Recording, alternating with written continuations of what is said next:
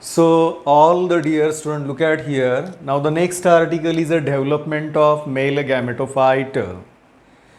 जेव्हा मायक्रोस्पोर हे पोलन सॅक्समध्ये निर्माण झाले and afterward the second important pre fertilization event. पहिली प्री फर्टिलायझेशन इव्हेंट कोणती असते? मायक्रोस्पोरोजेनेसिस, ज्यामध्ये फॉर्मेशन ऑफ मायक्रोस्पोर आहेत. कुठं तयार झाली? Where the microspores have been developed, they are produced in pollen chamber.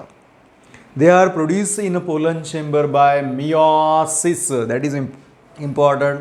एका PMC पासून 4 मायक्रोस्पोर असे मायक्रोस्पोर निर्माण झाले. Formation of microspore is called microsporogenesis. नाव the term is different. Microgametogenesis म्हणजेच काय आहे? डेव्हलपमेंट ऑफ मेल गॅमेटोफाइट आहे. जेनेसिस म्हणजे परत एकदा निर्माण होणं. काय निर्माण होऊ लागलेलं आहे? The formation of male gametophyte from microspore. The microspore itself haploid. हा देखील हॅप्लॉइडच आहे आणि डिव्हिजन मात्र इथं घडतं mitosis. So simply the formation of male gametophyte from microspore. The process of formation of male gametophyte is known as शब्द, इकडे शब्दांचा खेळ आहे, मायक्रोगॅमेटोजेनेसिस. आणि मगा मायक्रोस्पोरोजेनेसिस, मायक्रोस्पोर निर्माण होणे, मायक्रोस्पोरोजेनेसिस. आणि मायक्रोगॅमेटोफाइट इथं लिहू शकता the male gamete is also called microgametophyte. हे मेल गॅमेटला दुसरं नाव आहे मायक्रोगॅमेटोफाइट. आणि मेल गॅमेटोफाइट तयार होण्याच्या प्रक्रियेचं नाव आहे मायक्रोगॅमेटोजेनेसिस. म्हणून 4 शब्दामध्ये गोंधळ नको आहे. मायक्रोस्पोरोजेनेसिस, मायक्रोगॅमेटोजेनेसिस, पुढे येणार आहे मेगास्पोरोजेनेसिस अँड मेगागॅमेटोजेनेसिस. मग व्हेअर डज इट ऑकर? हे कुठं घडतं हे मायक्रोगॅमेटोजेनेसिस? कुणापासून सुरू होतं? What is the first cell? You always keep in mind the first cell is a microspore itself. What is the initial cell of male gametophyte development? The microspore which is a haploid. ही पहिली cell आहे. It is the first cell of male gametophytic development. कुठं घडतं? What is the site? The development of male gametophyte occur at 2 different places. हे 2 ठिकाणी घडत असतं. The microgametogenesis, what is the site here? हे कुठल्या कुठल्या ठिकाणी आढळेल? The site, it occurs at 2 different places. The development of male gametophyte, it occurs at 2 different places. 2 वेगवेगळ्या ठिकाणी घडतं. एक ठिकाण आहे कोण? पोलन चेंबर मध्येच असताना. There are 2 site. One site is what? Pollen sac, pollen chamber, microsporangia, एकच अर्थ. अर्धी development, half development completed in pollen chamber and remaining half development completed on the surface of stigma. म्हणून male गॅमेटोफाइटची development थोडीशी वेगळी आहे. Where does it occur? It is a completed in 2 steps, prior to pollination and after pollination. हे लक्षात घ्या. एक जागा असेल म्हणजे पोलन ग्रेन जिथं निर्माण झाले त्या अँथरमधल्या पोलन चेंबरमध्ये अर्धी डेव्हलपमेंट होते आणि अर्धी development on the surface of stigma. म्हणून 2 वेगवेगळे ठिकाण आणि 2 वेगवेगळ्या steps. So it occurs at 2 different places in 2 steps or 2 stages. जसं या फिगरमध्ये पहा, इथपर्यंतची डेव्हलपमेंट सेकंड फेजपर्यंत ही प्रायर टू पॉलिनेशन आहे. आणि प्रायर टू पॉलिनेशनला काय म्हणणार तुम्ही? Pre pollination stage. So the याच्या नावातच अर्थ आहे. It occur before pollination. मग बिफोर पॉलिनेशन कुठं घडतं? It occur within the pollen chamber of anther. अँथरमधल्या पोलन चेंबरमध्येच पहिली अर्धी वाढ होते.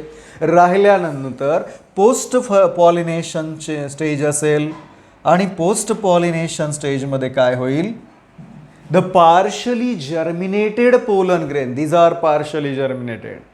दे are dispersed by various agencies. वेगवेगळ्या पॉलिनेटिंग एजंटद्वारे ते कुठं पाठवले जातात? They are transferred on the surface of stigma. Okay, ते स्टिग्माच्या पृष्ठभागावर पडतील आणि राहिलेली वाढ तिथं होते. Prior to pollination and after pollination.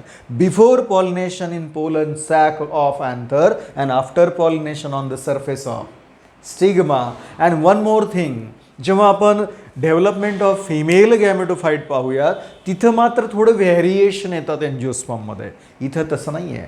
The entire development of male gametophyte is uniform in all angiosperm. Uniform कळतं, सर्वांमध्ये सारखीच आहे. So all angiospermic plant characterized by same or uniform development of male gametophyte. आणि ही uniform development कशी आहे? The development of male gametophyte is either, इथं पहा, it is a development of male gametophyte is a monosporic and endosporic. The development of male gametophyte is monosporic or endosphoric. What it means, याचा अर्थ लक्षात घ्या. Mono जेव्हा आपण नेहमी म्हणतो बायोलॉजीमध्ये मोनो आलं की सिंगल असतं, आणि इथं काय स्पोरिक म्हणजे स्पोर आहे. How many? I already mention. What is the beginning cell? Microspore. What is another name? Pollen grain. मग हे मायक्रोस्पोर पहिली सेल आहे. How many microspore involve here? एकच. As it involve single microspore, यामध्ये एकच microspore involve होतो, म्हणून याला काय म्हणायचं आहे? Monosporic development. As a single what? The development of male gametophyte occur with the help of single microspore, hence it is called monosporic. Develop from single spore. Sampler. What is endosporic? Look at the diagram. Where the development occur within the spore itself or outside the spore? ते स्पोरच्या आतमध्येच development झालेली आहे आणि नंतर बाहेर pollen tube येते. जर ती बाहेर झाली असती तर एक्झोस्पोरिक झाली असती ना. ही as the development occur within spore itself, that's why it is called endosporic development.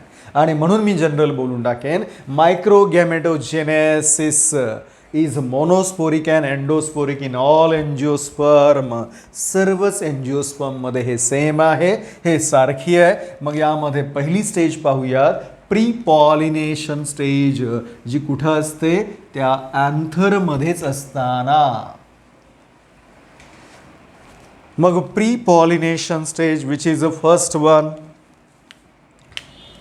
It occur prior to pollination, that's why called.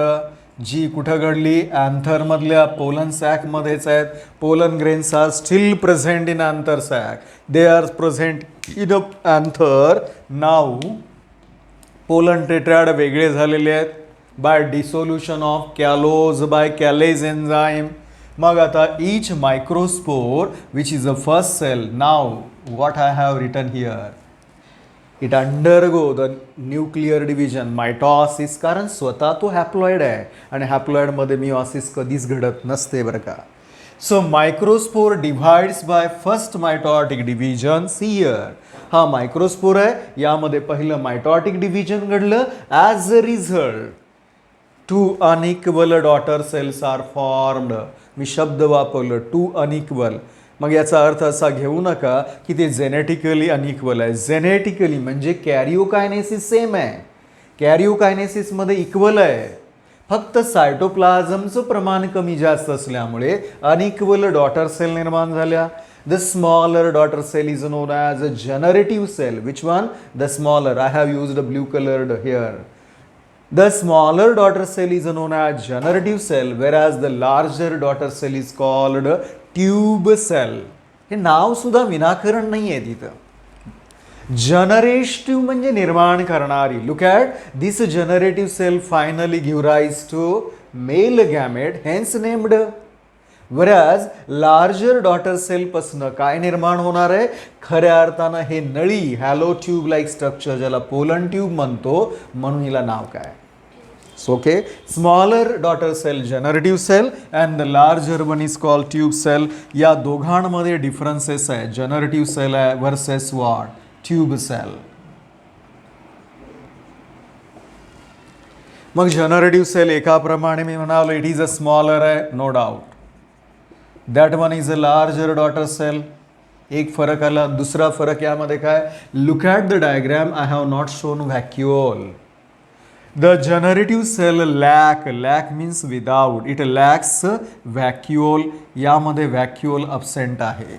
It lacks reserve food material. यामध्ये रिझर्व फूडही नसतं. The generative cell is without vacuole. Generative cell is without reserve food material. And most important it is without cell wall. म्हणजे naked आहे. हे खूप महत्त्वाचे point आहे. The generative cell being smaller, it is without vacuole, without reserve food material and without cell wall. हे तीनही structure इकडे present आहेत. So larger cell, that is tube cell, characterized by vacuole, cell wall as well as abundant reserve food material. जरी इथं granular, both cell have prominent nuclei. दोन्ही सेलमध्ये स्पष्ट हा मोठ्या आकाराचा, इथंही मोठ्या आकाराचा न्यूक्लियस आहे.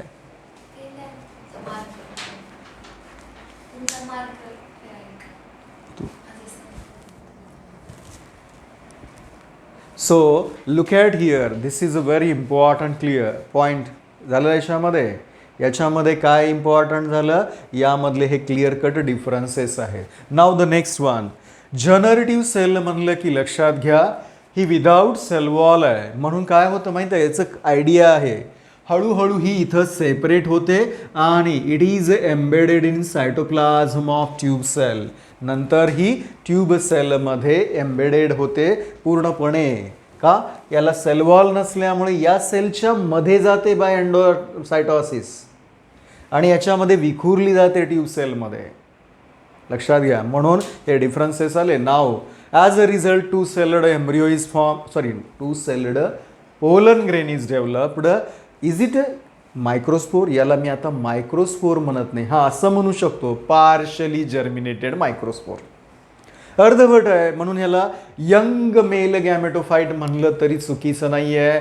Partially developed male gametophyte. Now at this stage usually pollen grains are released from anther. तोपर्यंत नाही. Pollen grains are mostly released at which celled condition?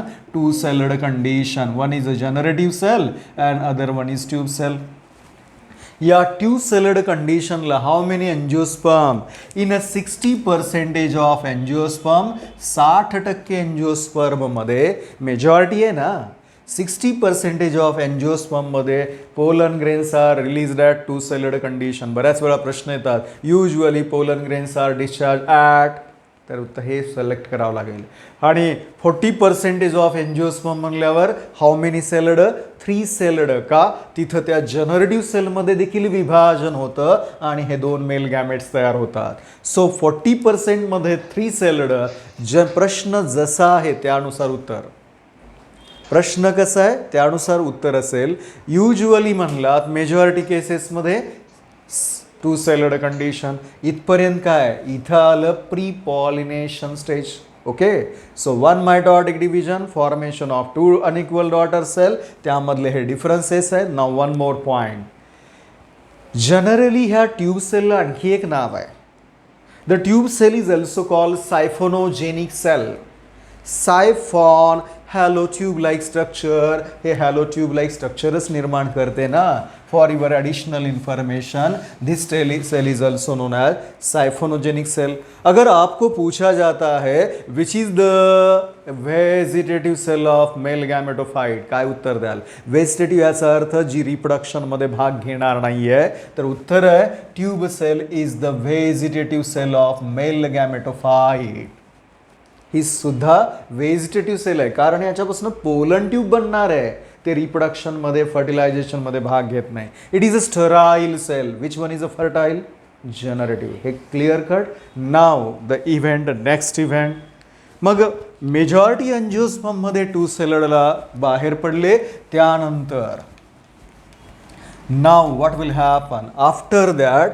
The pre पॉलिनेशनच्या विरुद्ध पोस्ट पॉलिनेशन इव्हेंट घडायला लागेल. आणि पोस्ट पॉलिनेशनच्या फिगर पुढच्या दोन आहेत. इथून इकडं पोस्ट पॉलिनेशन, इकडून प्री आणि इकडं पोस्ट. मग व्हॉट विल हॅपन, एकदा का बाहेर पडलेली पोलन ग्रेन कोण कॅरी करतं? All these pollen grains are carried by different agencies, may be water, may be wind, may be insect, may be different types of animal like birds, bat, whatever they are. सगळ्या pollinating एजंटद्वारे finally all the pollen grains deposited over, कुठं तयार होतात? They are finally deposited on the surface of stigma. माझा प्रश्न आहे, what will be the size of pollen grain? Size तीच आहे, बदलली नाही आहे, पण टू सेलड आहेत. partially developed pollen grain deposited on the surface of stigma here now next stage. हे पार्शली डिपॉझिटेड पोलन ग्रेनमध्ये पहिला बदल काय होतो? Pollen grains are deposited on the surface of stigma. पहिला change, the pollen grain absorb. What they absorb? Pollen grain absorbs moisture, कारण surface of stigma is ओला. तो मॉइश्चर आहे, त्यावर शुगरी सबस्टन्स आहे, कारण स्टिग्मॅटिक पॅपिली म्हणजे छोटे छोटे आउटग्रोथ. जसं आपल्या जिभेवर टेस्ट बर्ड आहेत ना, तसं आउटग्रोथ असतात, त्याला स्टिग्मॅटिक पॅपिली म्हणतात. They secretory in function, they secrete watery sugary fluid. साखर पाण्यामध्ये टाका, ती चिकटचं द्रावण तयार होते, चाचणी म्हणतो ना आपण स्वीट्स बनवताना. तसं इथं काय, surface of stigma is a moist and sticky. Pollen grains absorb moisture. मग मला सांगा, when they absorb moisture what will happen? जेव्हा पोलन ग्रेन मॉइश्चर ॲब्सॉर्ब करतात, कुठून ॲब्सॉर्ब होतील होते? ज्या ज्या ठिकाणी जर्म पोर आहेत त्या भागातनं दे ॲब्सॉर्ब मॉइश्चर, कारण तिथं एक्झाईन नाही आहे, इंटाईनच आहे. पेक्टिन आणि सेल्युलोज मार्फत मॉइश्चर ॲब्सॉर्ब होईल. यासोबत दे ॲब्सॉर्ब शुगरी सबस्टन्स, म्हणजे सोल्यूट पण आलं आणि पाणी पण आलं. माझा प्रश्न आहे तुम्हा सर्वांना, मीनवाईल इकडे येताना ही जनरेटिव्ह सेल वेगळी होऊन कुणामध्ये विखुरली जाते? ट्यूब सेलमध्ये. आता वॉटर ॲब्सॉर्प्शन झालेलं आहे, शुगर ॲब्सॉर्प्शन झालं. What will happen within it self? Internal volume of pollen grain remain as it is or rises. ते वाढायला लागेल ना हो. मधला व्हॉल्यूम हा वाढतोय, ॲब्सॉर्प्शन ऑफ मॉइश्चर. म्हणजे मी म्हणालो रिसेप्टिव्ह ऑर्गनचं काम काय आहे? Stigma allow the germination of pollen grain, providing water as well as nourishment. Sugar आहे.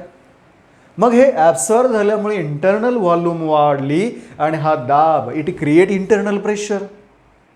आणि इंटरनल प्रेशर झाल्यावर तुम्हाला माहीत आहे ही एक्झाईन हायली रेझिस्टंट आहे ना, कारण स्पोरोपोलेननी बनलेली.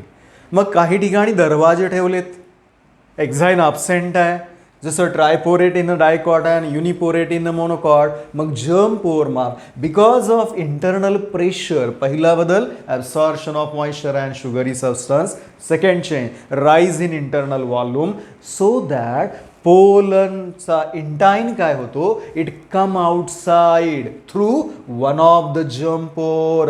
कुठल्या तरी एका जर्म पोरमधनं इंटाईन बाहेर येतो in the form of hollow tube like structure known as germ tube. म्हणा सुरुवातीला, ती पोलन ट्यूब सुद्धा म्हणू शकता. कळालं? How the intine form? Because of internal दाब, internal pressure. So because of internal pressure, intine come outside in the form of hollow tube-like structure known as pollen tube. This pollen tube कुणावर आहे? या स्टिग्माच्या पृष्ठभागावर आहे. हळूहळू ही वाढायला लागते. It penetrates the surface of stigma, passes through stylar region and finally enters into the ovary.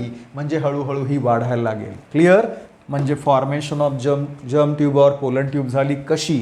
नाव जेव्हा pollen tube निर्माण झाली, पहिला मान कुणाला? मध्ये एंटर कोण होतं? First of all the nucleus of tube cell. Tube सेलचा न्यूक्लियस आणि सायटोप्लाझम हे पोलन ट्यूबमध्ये एंटर करतं. द पोलन ट्यूबमध्ये tube nucleus along with cytoplasm enter first, followed by generative cell. Generative cell नंतर एंटर करते. आणि मीन व्हाईल हे चालू आहे. The growth of pollen tube what continuously घडते. पोलन ट्यूबची ग्रोथ ही टोकाला असते बरं का, अपायकल आहे. पाठीमागे नाही आहे. का? या टोकाला concentration of reserve food material कुणाचं? ट्यूब सेलचं आहे. ट्यूब सेलचं काम एकच आहे, ती ॲक्च्युअली त्या पोलन ट्यूबला ग्रोथ घडवणारी आहे. म्हणून मी मगा म्हणालो रिझर्व फूड इथं भरपूर आहे. मग ही सब अपायकल आहे की अपायकल आहे? अपायकल ग्रोथ आहे. ही पाठीमागे येत नाही हो, बॅकफ्लो होत नाही. का? कॅलोजचं प्लग असतं. हे पाठीमागे का येत नाही आहे? या ठिकाणी कॅलोज जमा होतं आणि प्रिव्हेंट द बॅकफ्लो. मग ही पोलन ट्यूबची ग्रोथ होऊ लागली आणि हे ग्रोथ होताना what happen now? The second mitotic division occur. दुसरं मायटॉटिक डिव्हिजन घडतं कुणामध्ये? The generative cell undergo second mitotic division. या जनरेटिव्ह सेलमध्ये दुसरं मायटॉटिक डिव्हिजन घडतं. केव्हा?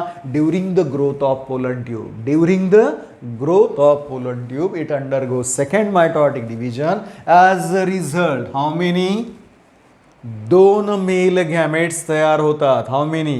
2 male gametes are formed. 2 male gamete तयार झाली. मी मगाच म्हणालो की ट्यूब सेल हे व्हेजिटेटिव्ह आहे. का? It does not take part in fertilization. But generative सेलपासून तयार झालेली दोन्ही male gamete they involve in fertilization. That's why they are fertile structure. They act as a male gamete. Now look at here. Male gamete कशी आहे? लक्षात घ्या, हे haploid. या दोन्ही सेल हॅप्लॉइड. हे सुद्धा हॅप्लॉइड. हे सगळं हॅप्लॉइड का? कारण हॅप्लॉइड सेलमध्ये मायटॉसिस घडतंय आणि हा male gametophyte. This is the mature male gametophyte. हा मॅच्युअर मेल गॅमेटोफाइट आहे. किती सेलनी बनलेला आहे? The mature male gametophyte in angiosperm is 3-celled and is it well developed? No, highly reduced. The male gametophyte in angiosperm represent only 3 cells. त्यामध्ये फक्त 3 sale आहेत. 2 male gamete आणि 1 tube sale. 1 tube cell and 2 male gametes. So it is a 3-celled and highly reduced haploid microscopic structure. Haploid आहे आणि microscopic आहे. का? हे आपल्याला दिसणारच नाही ना हो. आणि हे कम्प्लिटली डिपेंडंट आहे कुणावर? स्पोरोफाईटवर. म्हणून एन्जिओस्पर्म पीके मधला असा गट आहे ज्यामध्ये सगळ्यात रिड्यूस्ड झालेले गॅमेटोफाइट आहे आणि त्यातल्या त्यात मेल तर खूपच लहान आहे. So male gametophyte is haploid. Mature male gametophyte is haploid. How many sailed?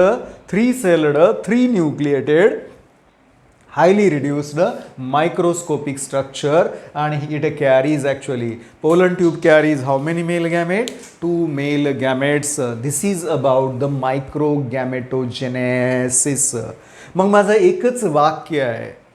एका मायक्रोस्पोरमध्ये किती वेळा मायटॉसिस घडलं असता मेल गॅमेटोफाइट झाला? It 1 microspore undergo how many times mitosis? Twice. पहिलं मायटॉसिस हे मायक्रोस्पोरच्या न्यूक्लियसमध्ये and second mitosis after pollination generative सेलमध्ये. सो इन ऑल म्हणून 2 वेळेस मायटॉसिस. आणि एकूण जर लिहिताना काय लिहावं लागेल? जर आपण PMC पासून इक्वेशन बघा. 1 PMC. ओके. 1 reductional division. हे एक वाक्य विसरायचं नाही आहे. How many microspore? 4 haploid microspores तयार झाली.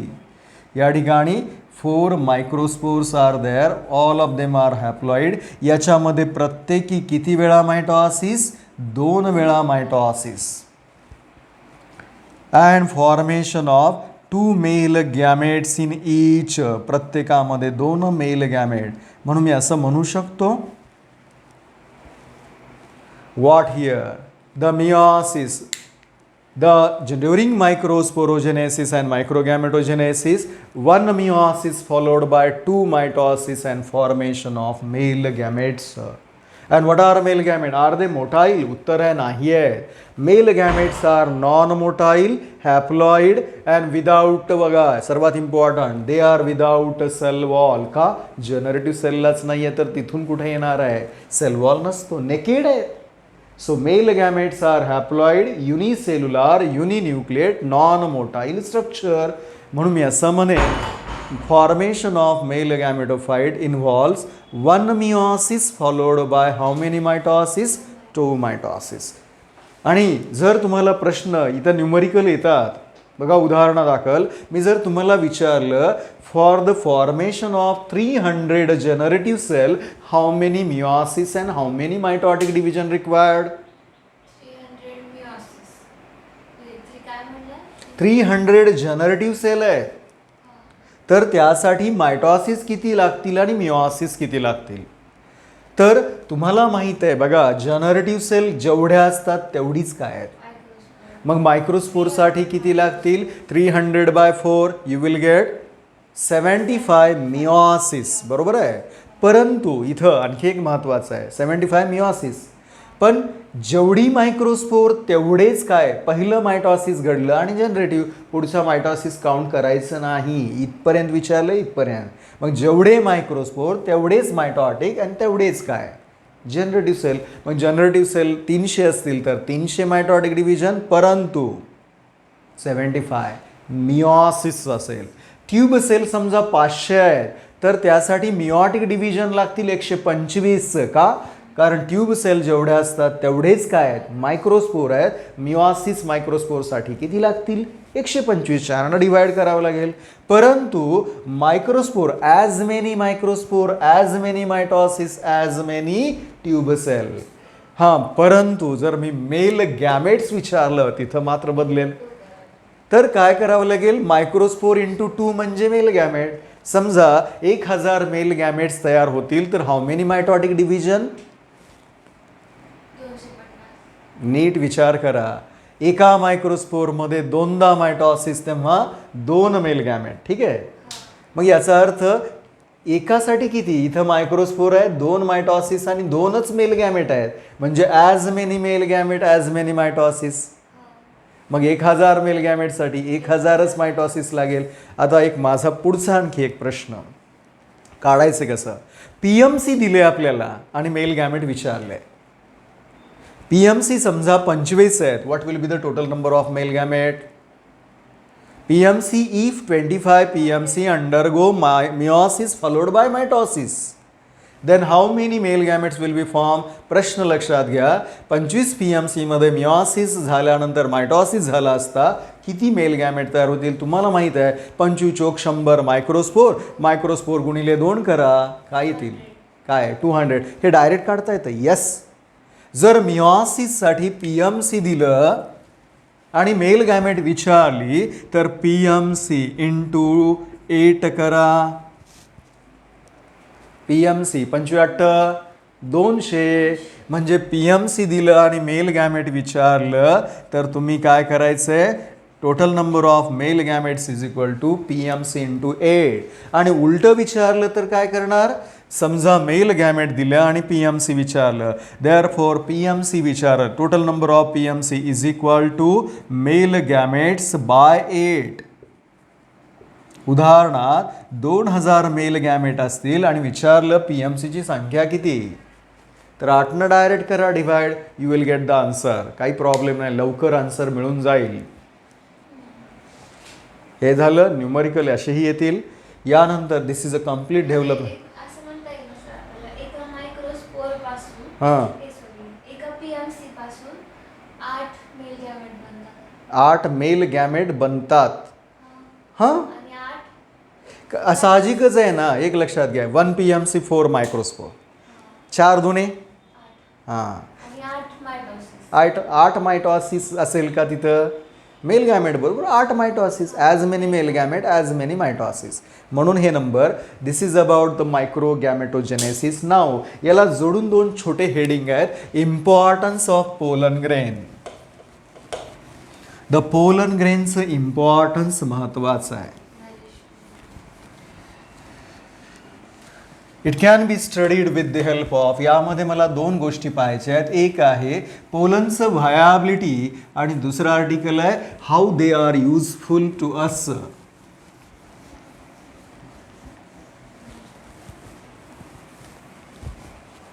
तिथे NCERT मध्ये स्पेशलाइज काही हेडिंग नाही आहेत. त्यामधली पहिली concept pollen व्हायाबिलिटी.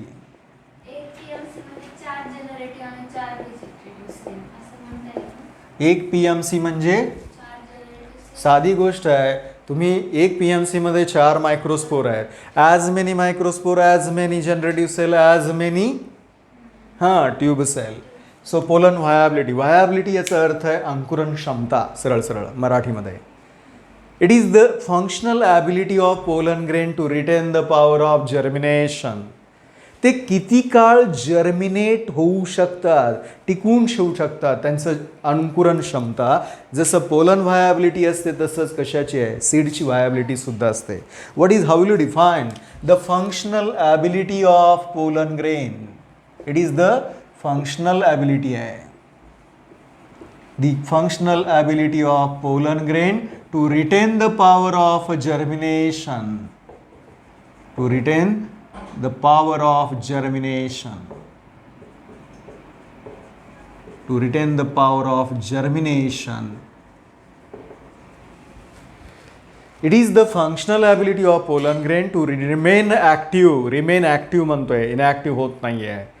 To retain the power of germination असंही म्हणू शकता. The time period for which pollen grain remain able to germinate, they hold their ability to germinate is known as pollen viability, and pollen viability varies from plant species to species.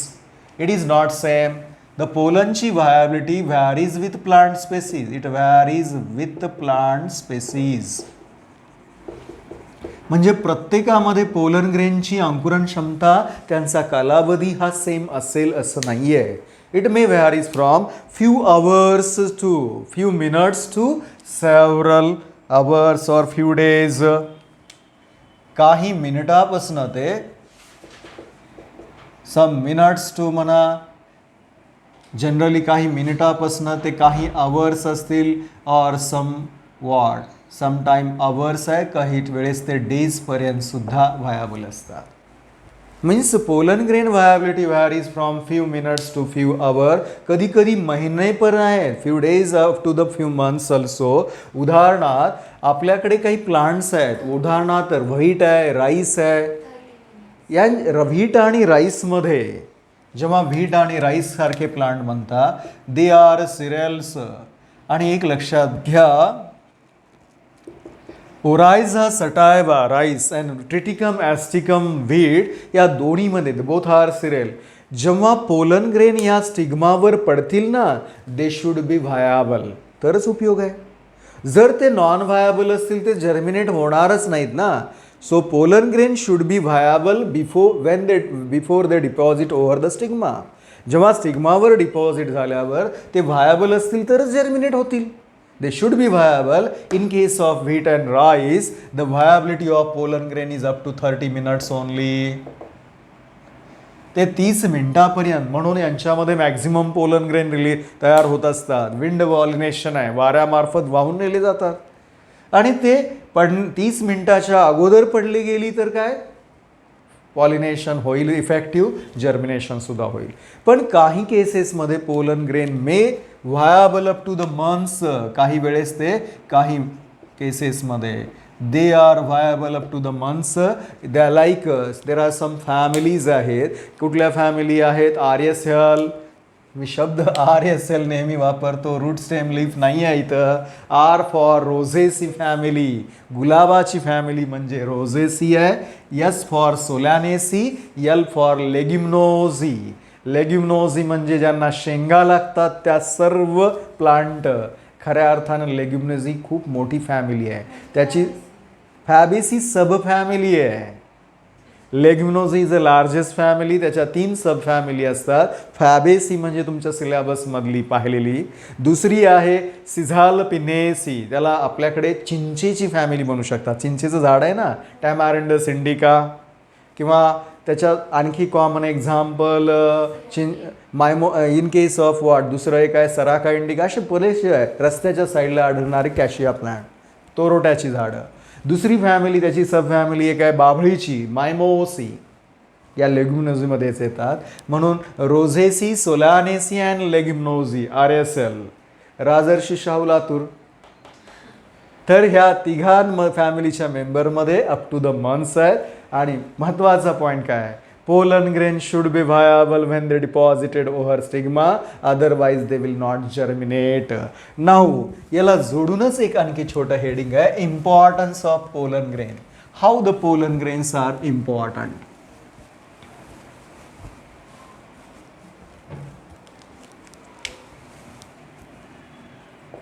Importance म्हणल्यावर दोन्ही असतात role, useful as well as harmful role.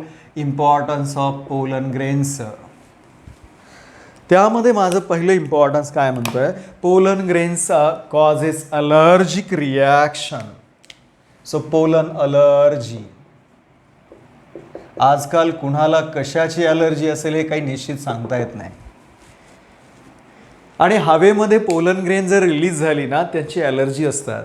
The pollen grains of some plant cause allergic reaction or bronchial affliction. Bronchial म्हणजे श्वसनाशी संबंधित तक्रारी. काय, pollen grains of some plants are associated with what, they may cause bronchial ॲफ्लिक्शन.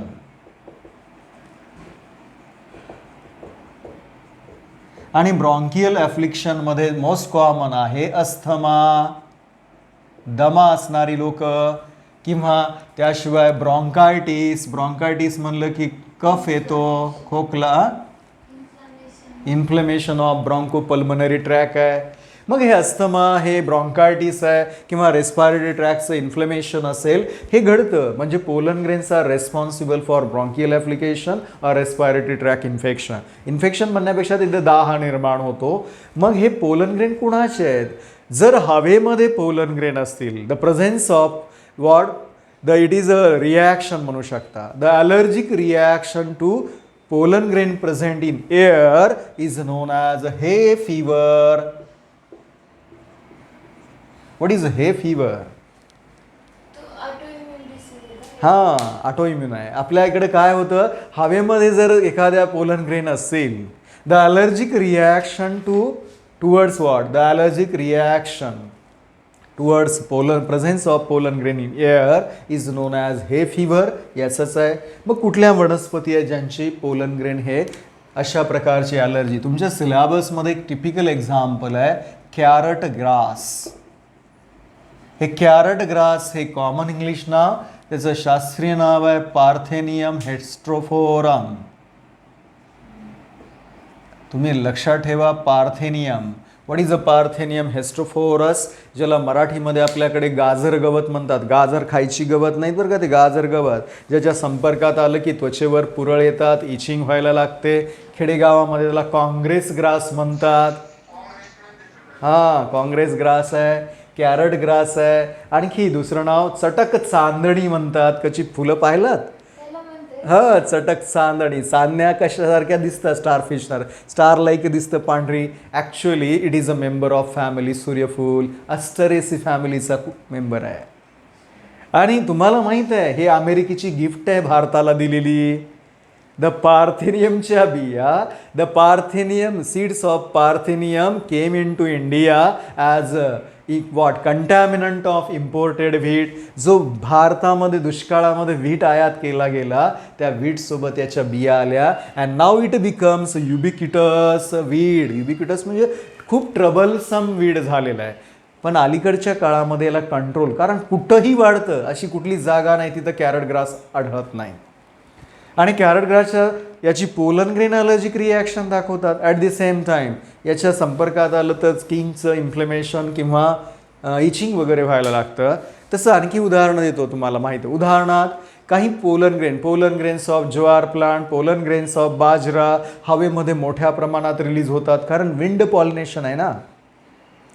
कधी कधी Prosopis नावाचं आहे, जिसे हिंदी में कीकर कहते हैं, आपल्याकडे मराठीमध्ये समदड म्हणतात. समदड माहिती आहे, शमीचं झाड. आपल्याकडे काही रिलिजियस सेरेमनी असतात, त्यामध्ये लग्नाचा मांडव जो असतो ना बनवतात, हळदीचा मांडव. त्या हळदीच्या मांडवामध्ये जे काही वनस्पती वापरतात त्यापैकी ते एक आहे. आंब्याची पान असतात, आंब्याची डहाळी असते, किंवा आपट्याचं पान. आपटा म्हणजे सोनं देता ना तुम्ही ते दसऱ्याला, तसं त्यावेळेस चांदी म्हणून देता बघा, छोटे छोटे लिव्ज, त्याला समदड म्हणतात. ते समदडीचं झाड, त्याला प्रोसोपिस. सो प्रोसोपिस याने किकर, यांची पोलन ग्रेन हवेमध्ये असतील. आणखी एक रेफरन्स देतो PK मधला. पायनसमध्ये पोलन ग्रेन विंगड असतात and they are discharge in huge number. They form a shower of sulphur in air. ते पिवळसर रंगाची असतात, एक लेअर निर्माण करतात. म्हणून हे एक इम्पॉर्टंट. हे कसलं झालं? हार्मफुल झालं, pollen allergy. Now what is the another? Pollen creams.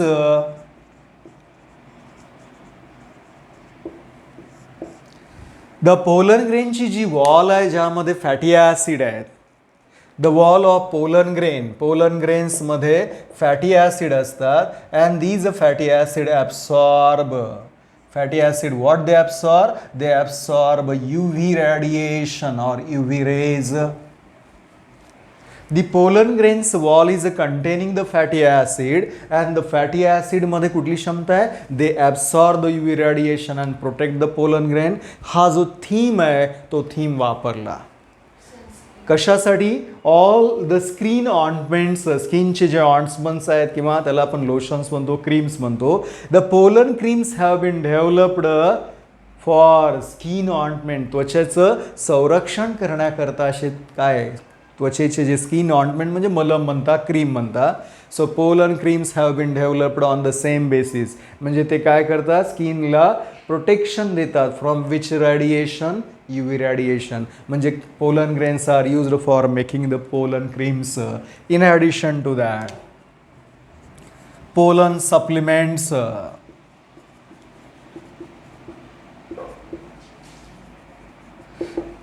Supplement म्हणजे जेव्हा आहारामध्ये काही कमी राहिलं की आपण बाहेरून घेतो, जसं विटॅमिन्स घेतात, विटॅमिनच्या टॅबलेट, तसं पोलनच्या टॅबलेट्ससुद्धा उपलब्ध आहेत. का? Pollen grains of some plants are highly nutritive in function. They are rich in nutrients. The pollen grains are rich in nutrients.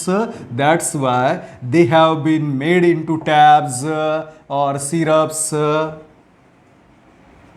Syrups बनवली गेलेली आहेत, टॅबलेट्स बनवल्या जातात पोलन किडच्या. NCERT मध्ये चित्र आहे बघा त्या गोळ्यांचं. So pollen grains are rich in nutrient. Being they are rich in nutrient, they are develop what? Made into tablets किंवा सिरप्समध्ये. सौंदर्य प्रसाधन शास्त्र म्हणून असतं, सौंदर्यशास्त्र. कॉस्मेटिक जे आहेत त्यामध्ये ऑल द कॉस्मेटिक प्रोडक्ट्स जे त्वचेच्या संबंधित असतील किंवा न्यूट्रिटिव्ह व्हॅल्यू आहेत. म्हणून तर काही रेफरन्स असेल, या पोलन ग्रेनचा वापर हे ॲथलीट्स करतात to enhance their performance. The use of pollen grain tablet or pollen supplement वापरल्यामुळे याचे साईड इफेक्ट नाही आहे, नॅचरल प्रोडक्ट आहे. त्या वाडाच्या टेस्टमध्ये इथले कुठलेही कंटेंट येत नाहीत, कारण ॲथलीटला एक टेस्ट पास करावी लागते. त्याच्यामध्ये नंबर ऑफ केमिकल कॉम्पोनंट आहे जे बॅन असतात, जे शरीरात आढळले तर त्यांना अलाउड केलं जात नाही. पण pollen supplements are natural product. They have been developed in the form of tablets and nutrient. Race कोर्सचे जे हॉर्स आहेत, रेस कोर्सचे horse you know very well, त्यांच्यावर बेटिंग लागते. त्या रेस कोर्सच्या हॉर्सचा आणि ॲथलीटचा परफॉर्मन्स यामुळे वाढतो. This is about pollen grain. Important एक पॉईंट आणखी एक लक्षात ठेवा की बऱ्याच वेळा नावडेज आर्टिफिशियल पॉलिनेशन घडून आणतात प्लांट ब्रीडर. त्यासाठी पोलन ग्रेन गोळा केले जातात and they are deposited in pollen banks. What is a pollen banks? The collection of various types of pollen grains from different plant species. वेगवेगळ्या प्लांटचे pollen grain गोळा करून ठेवलेली जागा म्हणजे पोलन बँक आहे. And how they are preserved? The pollen grains are collected and they are preserved in -196 degrees Celsius in a liquid nitrogen. That is cryopreservation. हे cryopreservationच आहे. What is mean by cryopreservation? It is a method of preservation. यामध्ये कुठलीही living sale तुम्ही preserve करू शकता. Any living cell is a preserve. The method in which germ cell or any living material can be preserved at -196 degrees Celsius temperature in liquid nitrogen is called cryopreservation. So this is about the microgametogenesis and what?